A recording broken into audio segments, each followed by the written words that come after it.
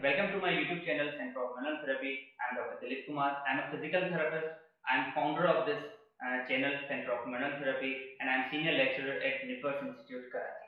आज का हमारा टॉपिक है pelvic tilt. What is pelvic tilt? What is different between pelvic tilt and pelvic rotation and what are types of pelvic tilt? pelvic tilt के ऊपर मेरी अलग से वीडियो बनी हुई है, लेकिन जो डिफरेंशिएट है और जो डेमोन्स्ट्रेशन है वो मैं जो मॉडल के ऊपर इस वीडियो में दूंगा. तो keep watching centre of manual therapy और let's move on our topic. तो जो pelvic tilt है, pelvic tilt मतलब किसी चीज का कह ले कि अपनी नॉर्मल से हट जाना. ठीक है, टिल्ट, डेविएशन, शिफ्टिंग, ये तीनों अलग वर्ड्स हैं. हमने कोशिश करके हर चीज को अलग अलग, इंग्लिश में भी जो है वो थोड़ा बहुत सेम हो, लेकिन जो मेडिकली अगर हम कंडीशन देखें तो तीनों अलग कॉन्सेप्ट है. टिल्ट नॉर्मली भी होता रहता है, ठीक है, शिफ्टिंग भी होती रहती है. ठीक है, शिफ्टिंग अमूमन जो है वो स्पाइनल डेविएशंस में वर्ड यूज है, जिस तरह लेटरल पेल्विक शिफ्ट, इस तरह करके. और जो टिल्ट है वो भी हम देखेंगे कि उनमें डिफरेंस क्या है. रोटेशन, नॉर्मल पेल्विक रोटेशन जो है, जिस तरह जैसे हम वॉक करते हैं तो हमारा पेल्विस जो है वो राइट, जो भी हम पहले हम स्ट्रेट या स्ट्रेट लेंथ करते हैं तो हमारा पेल्विस जो है वो रोटेट होता रहता है. ठीक है, तो हम तीनों में जो डिफरेंस भी देखेंगे. तो सबसे पहले थोड़ा सा हमें जो है उसकी एनाटॉमी का जो है वो आइडिया होना चाहिए कि हम किसकी जो है वो बात कर रहे हैं. तो ये राइट हिप है, ठीक है, ये राइट पेल्विस है. तो ये ए साइड से एंटीरियर सुपीरियर इलियक स्पाइन, ये पोस्टीरियर सुपीरियर इलियक स्पाइन. मैं ऑलरेडी इसके ऊपर एक जो है वो डिस्कस कर चुका हूं, लेकिन मैं कोशिश करूंगा इसको इस स्पाइन के मॉडल.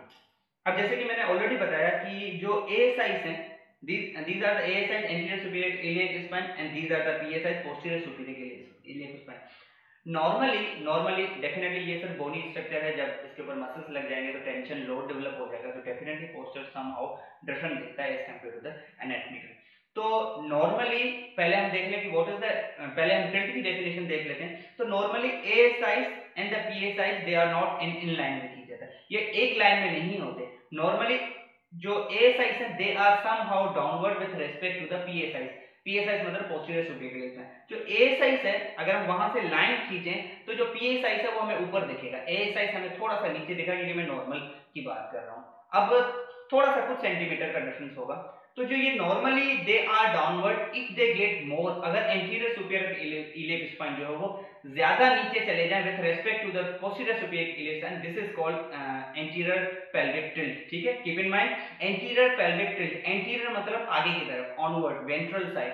पेल्विक मतलब पेल्विस, टिल्ट मतलब फॉरवर्ड, मतलब आगे की तरफ झुक जाना. तो जो नॉर्मली ए साइज है वो डाउनवर्ड होते हैं थोड़े से, लेकिन जब ये ज्यादा जो है आगे की तरफ मूव ऑन करेंगे, ज्यादा जो है वो आगे की तरफ ये गिर जाएंगे, तो वो कंडीशन कहलाएगी एंटीरियर पेल्विक टिल्ट. अब आप इमेजिन करें, मैं इसको अलग से हिप के ऊपर मिसाल के तौर पे इस पे जो है डेमोंस्ट्रेट कर रहा हूं.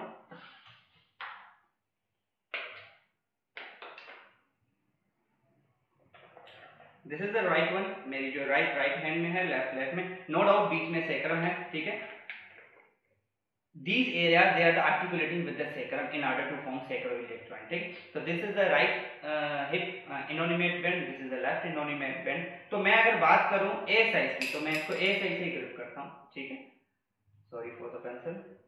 And these are the a size where my middle fingers are placed and these are the pa size where my thumbs are placed. ठीक है, normally I was talking about the normal placement. I was talking about the normal placement. Normally a size they are slightly downward, they are not in line with each other. ठीक है, if I place a finger, place a pencil or a line, just look at the pencil, these are the line. ठीक है, but this is not a normal. When they go, this is somehow the looking, there is the oblique line between them, they are not parallel to each other. ठीक है, so normally the anterior superior iliac spine, ठीक है, keep in mind my middle finger is on A side and my thumb is on P side. Normally they are downward. This is normal. But when they get more downward, when they go more downward, this is called anterior pelvic tilt. And when they go more, when the A size become superior, higher than the P size, this is the posterior pelvic tilt. ठीक है, keep in mind this is the A size anterior pelvic tilt. जब A size जो वो ज्यादा downward जाते हैं, ठीक है, नॉर्मली थोड़े होते हैं लेकिन उससे ज्यादा. लेकिन जब ए साइज मतलब ज्यादा ऊपर चले जाए with respect to the PA size, when the PA size gets more downward with respect to the A side. This is the posterior pelvic tilt. ठीक है, अब मैं जो है वो मॉडल के ऊपर जो है स्केलेटल मॉडल हमने पढ़ा था उसके ऊपर मैं इसके ऊपर अलग से जो है मस्कुलर मॉडल के ऊपर भी डेमोंस्ट्रेट करूंगा कि what are the risk factor, what are the causes and what are the posture maintenance and what is the compensation उसके ऊपर। अब मैं एक और चीज इसके साथ साथ जो पेल्विक टिल्ट है वो जैसे कि मैंने बताया आगे की तरफ जो पेल्विक रोटेशन है वो with respect to the axis है। Keep in mind with respect to the, अगर आप वर्टिकल एक्सिस की बात करो, ट्रांसवर्स प्लेन की बात करो तो वो रोटेशन कहलाती है, लेकिन with respect to the sacrum this is the pelvic rotation. ठीक है, ये डिफरेंस है उसका थोड़ा सा। अब हमें पता है कि ये ए साइड से यहाँ से एंटीरियर कंपार्टमेंट के मसल्स जो है वो एंटीरियर कंपार्टमेंट के मसल्स लगते हैं, जिसमें स्पेशली हिप के जो फ्लेक्सर्स आ जाते हैं, जिसमें क्वाड्स आ जाता है, इलियोसोर्स आ जाता है। अब जैसे कि हमने लोअर क्रॉस सिंड्रोम में डिस्कस किया था, जो इलियोसोर्स मसल है वो कॉम्बिनेशन है इलियाकस और सोर्स मेजर और माइनर। इलियाकस तो इलियक फोसा से निकल रहा है, यहाँ से सोर्स मेजर और माइनर जो वर्टिब्रा से आ रहा है, स्पेशली लंबर वर्टिब्रा के साइड पार्ट से आ रहा है। अब जो मसल अंदर से लंबर वर्टिब्रा से आके इलियाकस फोसा को कवर अप करके यहाँ पे अटैच हो रहा है, जो कि हिप का फ्लेक्सर है, जब वो शॉर्टेंड हो जाएगा, ठीक है, अब देखें दोनों पॉसिबिलिटीज हैं। जब एंटीरियर पेल्विक टिल्ट ये टिल्ट आगे की तरफ जाएगा तो ये वैसे ही इसके ऊपर जो वो प्रेशर आएगा। ठीक है, अब जो मसल शॉर्टेंड होगा, अब ये पुल करेगा ना, मिसाल के तौर पे जो इलियोसोर्स है वो यहाँ पे आके लग रहा है, जब ए साइज आगे की तरफ डाउनवर्ड जाएगा तो it will shorten, it will stretch. ठीक है, it will stretch the muscle. जब ये इसको इंसर्शन पे इसके ऊपर प्रेशर देगा तो वो अपनी ओरिजिन से क्या करेगा, ओरिजिन से पुल होगा। मिसाल के तौर पे एक रबड़ है, अगर मैं इस पेंसिल को यहाँ से खींचूंगा तो ये यहाँ पे जहाँ पे अटैच है, एक चीज यहाँ पे अटैच है, एक चीज यहाँ पे अटैच है, मैं अगर इसको यहाँ से पुल करूँ तो डेफिनेटली यहाँ पे जो चीज अटैच होगी वो इसके साथ खींची हुई आएगी।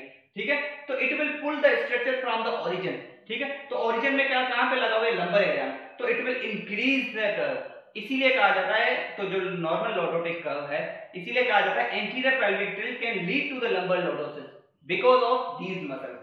जब ये मसल्स खींचेंगे, जब ये मसल स्ट्रेच होंगे, जब ये एंटीरियर पेल्विक टिल्ट की वजह से ये खींचेंगे तो ये अपने ओरिजिन से जहां पे स्ट्रक्चर है उसको पुल करेंगे and it will increase the concavity of the lordotic curve. तो जो नॉर्मल लॉर्डोटिक कर्व है वो नॉर्मल कहलाता है, लेकिन जब इस कर्व का बढ़ जाना, एक्सैजरेशन या excess of the lordotic curve is called lordosis. तो ये लॉर्डोसिस, इसीलिए एंटीरियर पेल्विक टिल्ट जो लॉर्डोसिस करा सकते हैं। अब आप इमेजिन करें जब ये ए साइज जो मजीद नीचे की तरफ जाएंगे तो जितने भी एंटीरियर कंपार्टमेंट के मसल्स है वो शॉर्टन हो जाएंगे, जस्ट बिकॉज वो ओरिजिन, जैसे मिसाल सार्टोरियस है वो एएसआई से ओरिजिन देता है, या जिस तरह जो भी अभी भी मैंने जो है इसका मैंने एग्जांपल दिया। तो आगे के मसल्स जो हैं, आगे के मसल एंटीरियर हिप कंपार्टमेंट के मसल्स वो शॉर्टन हो जाएंगे। ठीक है, अब आप इमेजिन करें जब एएसआई डाउनवर्ड जाएंगे तो ये कंपार्टमेंट के मसल्स शॉर्टन हो जाएंगे और जो पीछे के मसल्स हैं वो लेंथन हो जाएंगे, स्पेशली जो हिप के मसल्स हैं,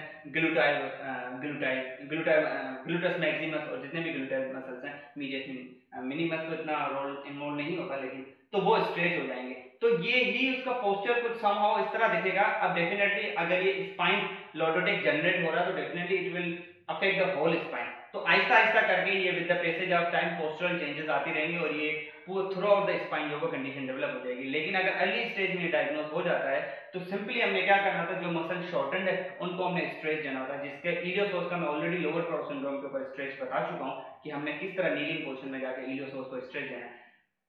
सिंपल इसका हल है कि जो मसल शॉर्टेंड है उसको आप स्ट्रेच करो। बहरहाल अब मैं थोड़ा सा डेमोंस्ट्रेट करूंगा, यहाँ पे मैं सिर्फ एंटीरियर और पोस्टीरियर पेल्विक टिल्ट को मेंशन कर रहा हूं, ना कि उसकी फिजियोथेरेपी। ठीक है, तो हम शॉर्ट करते हैं। जो पोस्टीरियर इलियक स्पाइन में क्या होगा, जब posterior superior anterior superior ASI जो आगे की तरफ ऊपर चले जाएंगे, पीएसआई डाउनवर्ड, तो जो बैक के मसल्स हैं वो शॉर्टन हो जाएंगे, specially the gluteal and ham muscle, और जो आगे के मसल हैं जो हमने अभी डिस्कस किए हिप के फ्लेक्सर वो लेंथेंड हो जाएंगे। तो अगेन वो वीक हो जाएंगे तो उनको हमने स्ट्रेंथ करना है, जो शॉर्ट हो जाएंगे उनको हमने स्ट्रेच करना है। तो this is the anterior pelvic tilt and this is the rotation. ठीक है, रोटेशन जो है वो somehow in the transverse plane, वैसे ही रोटेशन सारी जो है ट्रांसवर्स प्लेन में होती है, लेकिन जो टिल्ट है वो सैजिटल प्लेन की मूवमेंट है। तो ये भी थोड़ा सा उसका जो है डिफरेंस है। अगर अगेन आपका कोई भी क्वेश्चन हो तो यू कैन आस्क और you can ask and keep watching centre of manual therapy. आप कमेंट में वीडियो के कमेंट में जो है आप डिस्कस कर सकते हैं मुझसे कि कौन सा जो है वो आपको कॉन्सेप्ट क्लियर नहीं हुआ, तो I will try my best to answer as soon as possible. Thank you so much, keep watching centre of मेनल।